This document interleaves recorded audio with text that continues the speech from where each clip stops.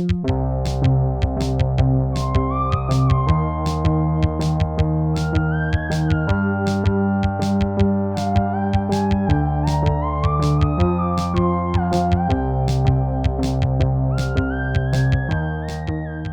you gotta ignite your light and let it shine, 'cause baby, you're a star firework. Come on, show 'em what you're worth. It was a long walk to get there, but I think it's worth it, as today we discuss I Am Not Starfire. How are you guys doing? I'm good. I'm good. Yeah. Oh, by the way, also I am Dan Rosen, and these are my co-hosts Shaharah Ghaznavi and Matthew Ardell, and this is Detecting the Marvelous. Woohoo! 10 out of 10. Dan, that was awesome. Yes. Tried to work a dad pun into a Katy Perry song and reference I Am Not Starfire at the same time. It worked. It worked. Your dad credentials are intact. So Nice. yeah. But I'm doing well. I'm doing very well. It was nice to read this as kind of like a palate refresher in a way. Yeah, Felt we've done some dark, heavier stuff, and so yeah, nice to have something more, fun like this one. Yeah, absolutely. And like I love the meaningful, like heavy stuff, and then this is like just totally the other side of that, where it's like kind of cute and romantic and like teeny in a good way. So yeah. yeah, no, yeah, it was great. This was a delight. Yeah, thanks. How are you doing, Matt? I'm good. I'm good. I really had a lot of fun with this episode or this comic. Um it was just a lot of it's so pretty, I think. It was like colorful and bright and fun. And Yeah, yeah, like having like I said, like having been doing a lot of headier stuff lately that was a little more on the grim side. This is like a, a light of joy to shine into the room kind of thing. yeah. For me, it was a real page turner, and I think I zipped through it in 2 sessions just because I was like I was enjoying it, and there's no chapters or issue ends, so I'm just like, well, might as well keep going. Might as well keep going. Yeah, it's a very quick read. It's not like a ton of text. It's visually, it's very nice. It's funny. It's meant to just. I feel like and like I feel like it's definitely geared toward like young teenagers. Like I Mm, feel like a 13-year-old me would have adored this.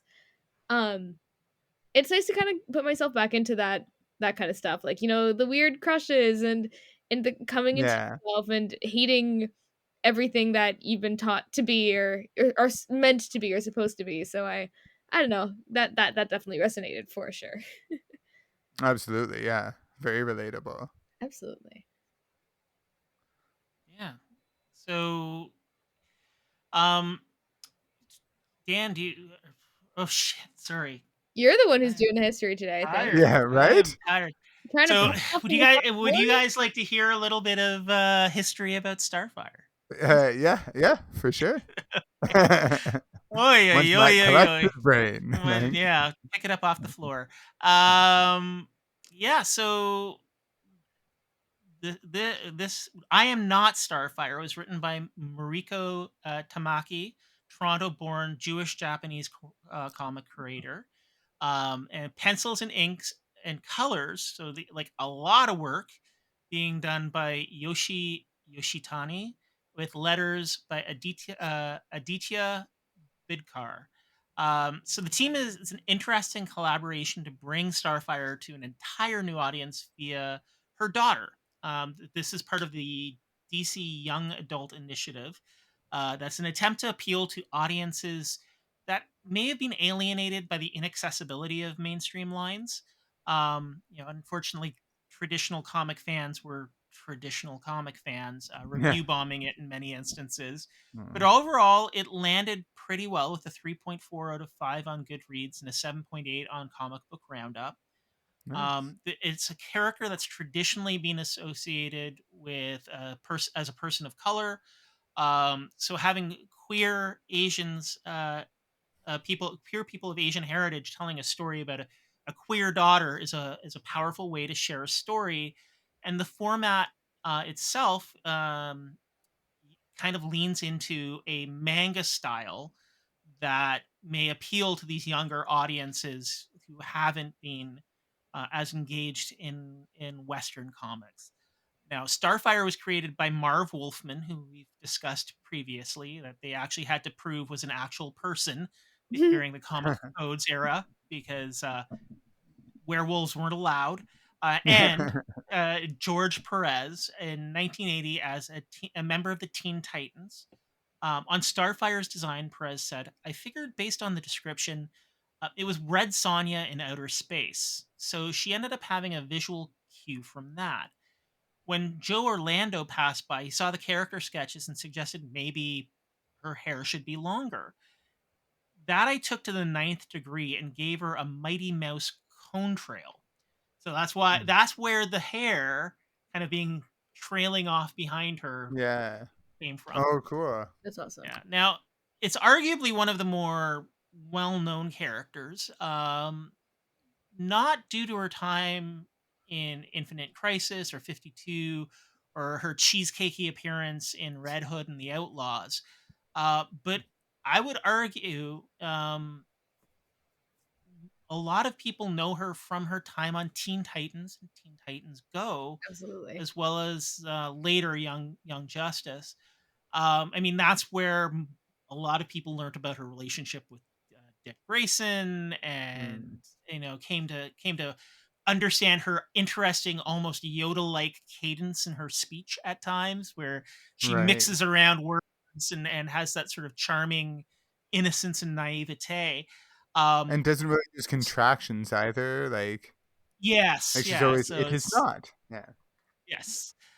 So this is I Am Not Starfire was released in 2021, and it's actually kind of perfect timing because those kids who in 2020 or 2013 would have been watching Teen Titans Go are now young teens exploring their sexuality, and this is a perfect way to land and appeal to this audience who maybe didn't make the jump into mainstream comics, but or mainstream Western comics, but maybe playing in these other spaces and reading these YA novels.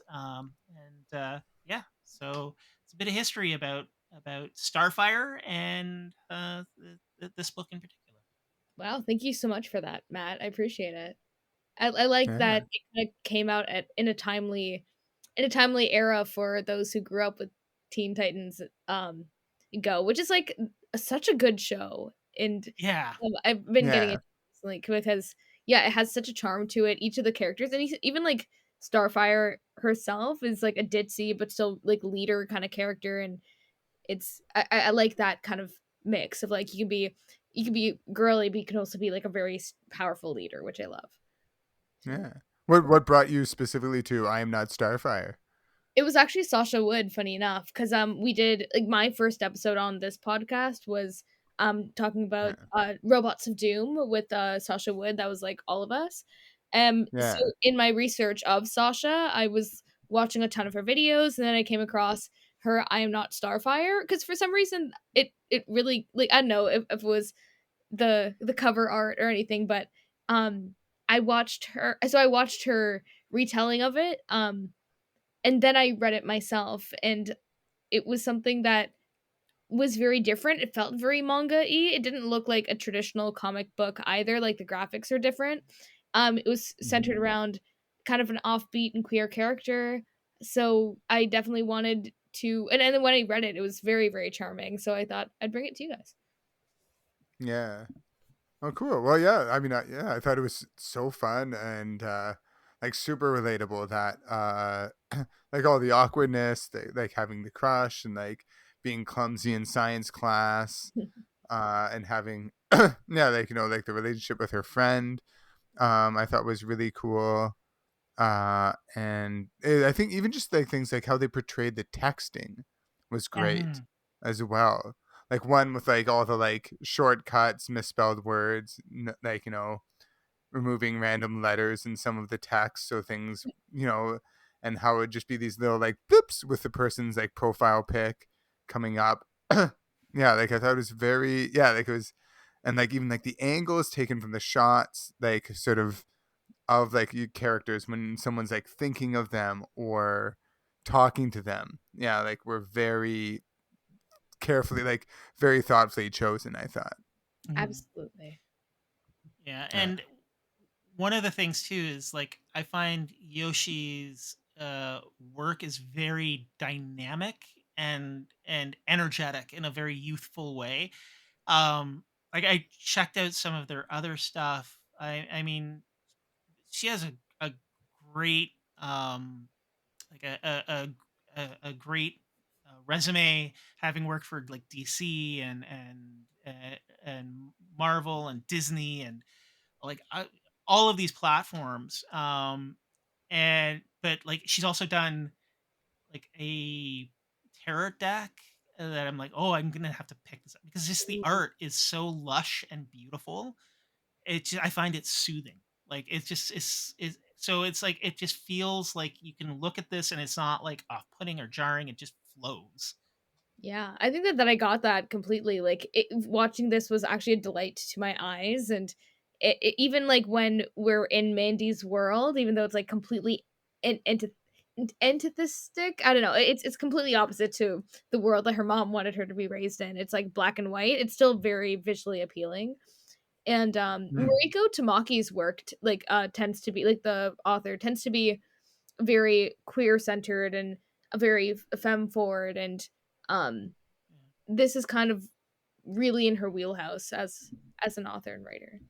And I mean, she's also a performance artist here in Toronto. Mm. Oh, Um, cool. and so, yeah, it's one of those people where I'm like, I wouldn't be shocked if at some point our social circles overlapped in some way or another, Yeah, like now kind I of feel like thing. I want to like check out, yeah, like what like next time she's performing at some point. Yeah. Yeah, Yeah, yeah, 'Cause I absolutely. thought, yeah, I thought like the way it did like that relationship between Mandy and the popular girl she likes, Claire. Chloe, Claire. Claire, yeah, Yeah, and like even like things like how she's like, yeah, my friends are dick, but they're my friends, and it's kind of like, you have people who you hang out with, for years because they're in your class or at your school or you live nearby, and then even like after they get a bit older, and they're still like, oh, he's kind of being shitty, but like, I don't know, those are the people who I hang out with, like that's my crew, kind of thing. Uh, and that I thought was, yeah, very well spotted and well like portrayed. It's and just, yeah, like being, I think, a very relatable, like fun story. I also love the idea of like anytime there's someone who's superhero adjacent but they're not the actual superhero, so following her as just someone who's just like, there's no battle until the end. Before then it's just like regular, like teen stuff, but it all like kind of is building to that, and there's like hints that something's going in that direction at some point, but just, like more just her like, yeah, living her like underlying life of just, yeah, and yeah, which I thought was great. And also like being very counterculture, not being like, oh, you have to like study hard and do that, and like being like, not being like, oh, like, she learns her lessons of like, oh, I guess I'll study to like take the SATs, but it's also like I am also going to like do the things that I want to do to learn about myself as well. Yeah. yeah. So, do you want to share the plot with the listeners, Shahara? Sure thing. Well, we start off the first panel kind of telling us what the story is about. All my life, I've been a kid of a superhero. And we have Mandy dyeing her hair black. She originally has like red ginger hair resembling her mom, and it becomes very clear at the very beginning that Mandy is a character who has always lived in the shadow of her mom, who is Starfire, this famous, gorgeous superhero. And she even calls herself the anti Starfire. She has a bit of an independence in herself, but also rejects everything that she has been growing up. She has a pet. Is this a cockatoo? It's the white one with the yellow hair at the back. A I cockatiel. think so. Cockatiel? Yeah. Yeah, she has a Yeah. pet cocktail, and it's in her friend circle is mostly comprised of her friend Lincoln, who's also a gay man himself. So like a small tight knit queer friend circle. And as we move through it's very clear that she is very different than those around her. Like Matt said, like her alignments, compared to everyone else her age, are very different. Um, and we understand that she's always felt either different or like people were questioning her if she ever had powers. I heard that she can cry fire, for example. So always kind of being put on a pedestal and looked at as an outcast. So I think that she's at a point where she's embraced that. She's quite goth, quite different, and sooner or later she starts to fall for this popular girl at her school named Claire. So throughout the story, that relationship develops as um, she kind of figures out what she wants to do with her life. Um, and more mischief happens until kind of at the very end, and not to, and I guess we could spoil a little bit, but at the very end I think it's, and let me know if I'm incorrect, but it's Starfire's sister that comes down Yeah. saying, hey, Mandy is supposed to be the heir because Starfire, you're not going to be the heir, therefore you have to, and then there's a big battle, and then we realize that Mandy has powers, which is something that I want to talk to you guys about. That's just one plot point. But yeah, that she becomes a bit more popular after that, and people start to recognize her for who she is after she gets powers. Which brings us to the end where she ends up with the girl, which is really really sweet. Um, so that's Nice. kind of like a really rough plot line of I Am Not Starfire. Yeah. Yeah. So what do you guys I want to think? Yeah, yeah. yeah. Yeah, one of the things I found really funny about it, like as a 40-year-old retired goth guy, I don't know if it was Yoshi or Mariko who came up with it, but the skinny poppy shirt is so clearly a reference to Canadian industrial band Skinny Puppy. Yeah. Like even down to Oh, the right. I logo, didn't know like that. I don't. like I'm not sure which of them did it, but it's like that was a choice. That was a choice that I appreciated. Right. Oh, neat. Oh, that's cool.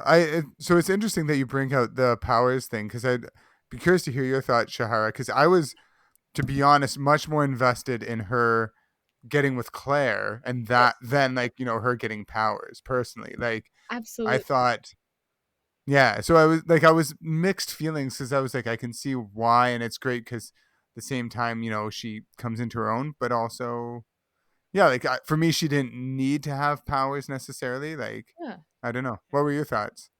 My thoughts are that the whole story has been that like throughout her life she's been compared to her mom, who's like the queen of the superheroes, to say the least. um Hmm. and the story felt like she was coming to herself as a person who did not have powers, and to have Claire kind of fall in love with her even without her powers, and her finding the self-confidence within herself. And it seemed like once she got powers, people finally noticed her. And like there's Yeah. commentary to be said about like the meanings within that, but part of me felt like this could have been a really good story of her figuring out how to, how to move through her life without her having powers. And I agree, they weren't necessary. I don't think it was like a Mhm. bad choice, but it is definitely the one critique of like, well, why did we feel like at the very end she needed to have powers in order for people to finally see her? um For what are your me, thoughts? I don't think she needed to have powers, but I think the powers are sort of an allegory for that acceptance of self. Because Mm, throughout her Yeah. journey, she's hated her mom, she's denied her heritage, and I mean, there's a lot of threads of this that are the immigrant story, like yeah, Hmm. between her and Lincoln, with high expectations from parents. But there's also an element that runs through this about there's the child of celebrity, because yeah, it's very much treated like Starfire is not just a superhero but a celebrity in this reality with yeah, fans and Yeah. stands. Um, so once she released that hate for her mom, that was knowing that her mom did have a hard life and her mom did struggle, and maybe her mom doesn't understand it, but she can empathize with Mandy's experience. Mandy sees her mom on the ground next to death, she embraces not who she is alone, but who she is in this greater community of the people who love her that she's shut out. Yeah. Like Yeah. her maybe dad, Nightwing, and Beast Boy and Cyborg and Raven, and like these are people who do love her and care about her because she's grown up around them, but she's shut them out. Yeah. And that's when she finds the power. So, I mean, as it depends on how you address it. Like for me, I'm like it could have gone either way. I think the way they used it is the appropriate way they used it. It's a storytelling tool Yeah. as opposed to, oh, she's just she's an alien kid who's got superpowers and she Absolutely. kicks butt. So Yeah. so yeah, I understand the criticism. I liked it, but I also understand why in another story it would have been an interesting story if she Yeah. didn't have that as well. Yeah. Now, I will say one thing that was kind of cool is that afterwards, then it shows that even it does show like she'll like show up with her like glasses and her hoodie on or whatever to meet for coffee with Claire, and it does cement that her her getting powers becoming like popular or whatever isn't the thing that matters, because then Claire still sees her for her, Yeah. and Claire's hanging out with her for her, whereas like other people are like, oh, they're jumping on the next big bandwagon celebrity superhero kind of thing.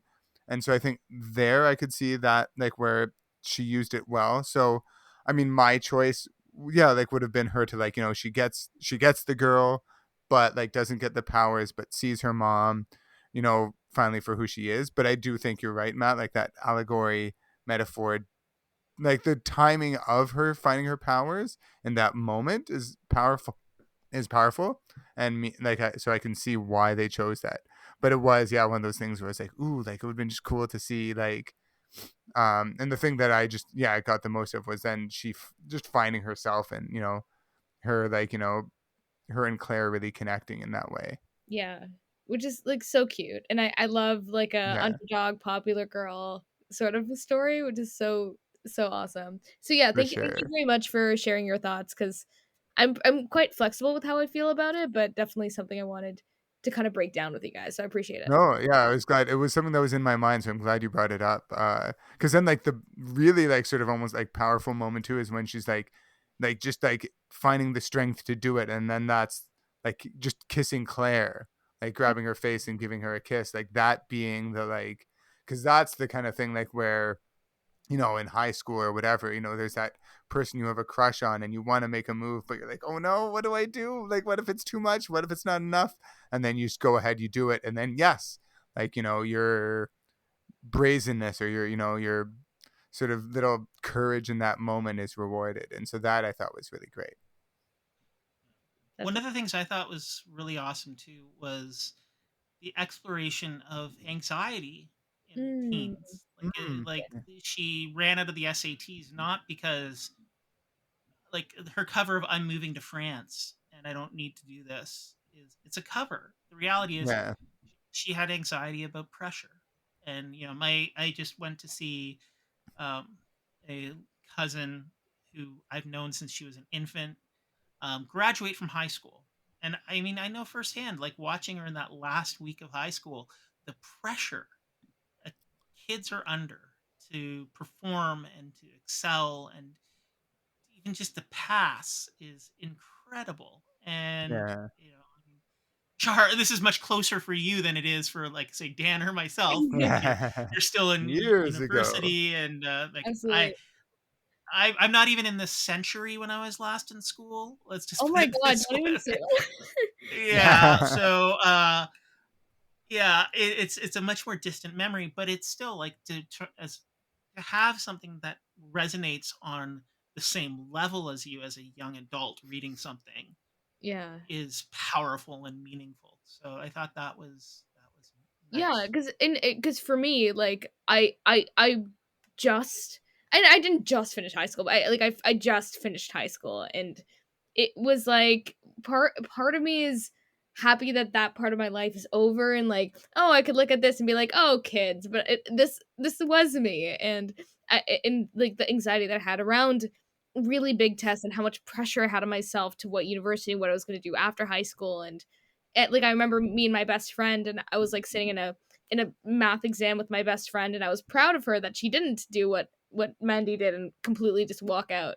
Um, Mhm. it felt, and yeah, as somebody who also just has a lot of anxiety myself, it was very, very, very relatable, almost to a point where it's like it was cringe for a good reason. It was like cringe when you're like, oh, this is gross, but it's gross because it was me, sort of thing. You're Yeah. like, yeah, it's like so close to home that you're like, wow, was I this cringe? But cringe in a good way because it's like you're a teen, almost in the way that like turning red is cringe because it's you. It was you if Right. you were that age, you know? For sure. Well, and I think like one of the things that I really liked about it is also it shows the cringy and the tough stuff, like the pressure as you were talking about with SATs and what are you going to do for college and yada yada yada. But then also like the fun parts, like of just being like, oh, like you can skip class, you can Mhm. go and just like hang out and have coffee. It's not like, oh, I've got like a meeting to get to or whatever else. That that kind of stuff that was really fun about high school where you're just kind of doing you can just do whatever and you go and do this and then you someone comes over to study and then you're watching TV half the time and eating pizza and like like just being like, oh, let's do a story where we're like we're gonna do Ophelia but we're gonna do it this way and like coming up with your own like like kooky fun like sort of angle on the class assignment. Yeah. Yeah. One of the things I felt, I was like, this is clearly. I mean, I don't know if Yoshi's also not an American, but like A is Canadian pizza. There's pineapple on it. Yeah, they're Um, talking about pineapple and pizza. yeah, and B, they don't wear their shoes inside. That drives me nuts. Yeah, Like there's we have a joke about Right. there needs to be like a filter um to like for every American show where it like filters out the shoes in apartments and absolutely. houses, like kind Do of you think thing. that that's like a Canadian Yeah. So thing, or is it like an immigrant thing? Because for me, like both. obviously it's a Canadian thing. Yeah, right? Yeah, That yeah. It makes is Like a it, Canadian I thing. Although I know like I think from Japanese people who I know like also like they're very like take your shoes off when you come inside. yeah, same with us, and yeah. Yeah. Yeah, I think maybe because of the multicultural nature of Canada, it's much more adapted. Like Oh, true. I'm Yeah. I'm Mr. Mayonnaise, and I grew up never wearing my shoes in the house. So like it's not just a cultural thing with other people coming to Canada. I don't wear them. Like Yeah. I mean, I don't lose my mind if somebody wears their shoes in their house though. So I think Yeah. like I'm like it's okay if you can come up. Don't worry about it. Yeah. But at the same time, it's just like I always take my shoes off. Yeah. Mm. Yeah, for me, even when people are like, "Oh, like don't worry, you can leave them on." I'm like, "No, like this is my chance to get rid of shoes. I don't want like I wear shoes out of necessity. I'm not like, oh, sweet, like I can put on shoes and go outside. Like, yeah, I'm very much take them off. And also, I really want now a Mr. Mayonnaise superhero comic from you. Yes, Mr. Mayonnaise. Yeah. Mr. Mayonnaise and Starfire, Yeah, his power, privilege. Everyone just listens to him for some reason. And uh, but yeah, no, yeah, it was super fun and it's yeah, like really, yeah, very relatable. It was great. Like this was yeah. and one of the things I thought also I like is Mandy's just like I was a Mandy in a way too, in that like I had unrealistic expectations in high school. Like I was like, I'm gonna be an astronaut. I was a husky child. I would not have passed the athletics test. I had epilepsy. That wasn't Right. also gonna that wasn't gonna happen. I'm not going to space. The only way I'm gonna get into space is if I get crazy rich and pay Jeff Bezos. Yeah, yeah, yeah. Send your own little Yeah, blue penis rocket to the sky. yeah, exactly. And but like her, like, oh, I'm just gonna move to France, and I'll find love there, and it'll all be okay. It's that it's a realistic unreality that she's manufactured. Like It's this the kind of escapism that she's, fantasy. yeah, Yeah, like escapism fantasy for sure. yeah, Yeah. yeah. And as someone who very much like after high school like went to Halifax then for 4 years, then went to Denmark for 2 years, and then afterwards I went to England for a few years before eventually running out of visas and coming home. So I definitely relate to that. Like, like, yeah, I don't want to like hang out here. I'm gonna go go across the world and find myself, so to speak. I think that I found very sort of very relatable too. Yeah. I feel like I'm in that point of my life. Oh no, that's me. Yeah. Yeah, Well, hey, I'm not the one with the fringe play coming out. Like, so you're making a much more productive use of your youth than I did. fun. Yeah, it wasn't until my 30s that I did a fringe play, so Well, I appreciate that. Why, thank you. But yeah, no, I think yeah. like the self exploration was so relatable and different avenues to find yourself for sure.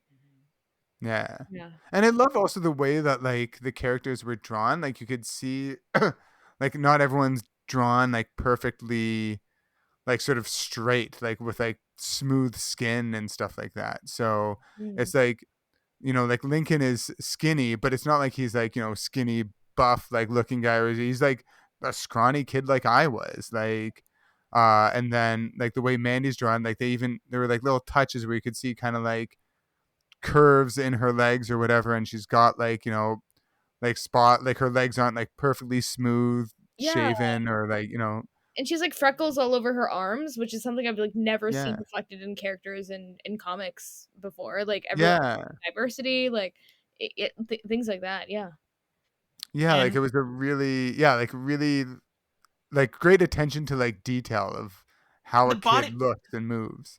the body positivity too was also really Absolutely. Yeah. wonderful to see. Like, where the dick kids in the school were making fun of her and making cracks better weight, and it treats her as like a beautiful person Mm. throughout the story. And then you get the montage in the end with Claire. I also, one point I really enjoyed was when she turned the tables, and I think this is the point where the relationship clicks, is where Claire's friend Deb is Mhm. being a dick. She's like Yeah. being a racist, or xenophobe, or I don't know Yeah. you would call it, to a half alien. Um, Yeah. but then she's like, Mandy's just like, this is where I enter my ascension, and we feast on the souls of our enemies, and just like leans into it and like Yeah. plays up the stereotypes, and is basically an fu to Deb. And you see Claire just sort of chuckling at her clique being made fun of. Like, she's on board with them getting burnt, kind of thing. And I think Yeah. that's like, yeah, she's a good person. And then later, when Mandy's in trouble, and Darkfire and the other people from her homeworld are attacking her mom and her, Claire's running towards the danger. She's not running away from it, Yeah. and that Yeah. just That shows was really the love nice. and affection. Absolutely. Absolutely. And I will say one thing that I really loved is even though like she gets powers and we debated about that, but she didn't choose a new superhero name. She was still going by Mandy. So she was still Yes. being herself, and that I think was very good. Like she hadn't It's yet true. come up with it, right? Yeah. Yeah. And her mom says it's like it's a great name. Like she's still like very much on board with that. Yeah. Yeah. That's a really, really great point. Absolutely. Like so I think that like that I thought was just a really great way of doing a great way of doing it to show that she still is like becoming herself and still being like and she's still dyeing her hair, she's still keeping like her same kind of clothing, her dress, and she doesn't do a cape, so she's not doing she doesn't have cape or long flowing hair or anything like that. She's not dressing like a typical like female superhero with like the like heeled boots that are like up to your thighs with like and showing off lots of skin and cleavage or whatever. Like she's kind of still her like gothic comfortable self. Yeah, she's doing it her way. You very, very true. It's not like she doesn't dress like the way her mom or the sister does at all. It's like Mandy's version of being Mandy. Yeah, you're so right. Yeah. At the same time, she's also growing out her black hair and finding a balance too. It's like she doesn't have to Yeah, completely reject things to be who she really wants to be. So it's just a exactly. good, like, she can find that perfect place. Yeah. Well, do we have any last thoughts on I Am Not Starfire? No, but just yeah, I think they like it clearly. Yeah, like they I think you can it's another one of those books where you can see the creative team really knew what they were doing putting this together. Like everything is very precise, I felt. Absolutely. Yeah. Okay, well, since it was just Heather's birthday, we still have some wet bread to eat. So I will Oh sign off. yeah. Wet bread. I'm like, oh, I wonder what that would taste like. Well, I'm gonna find out. Yeah.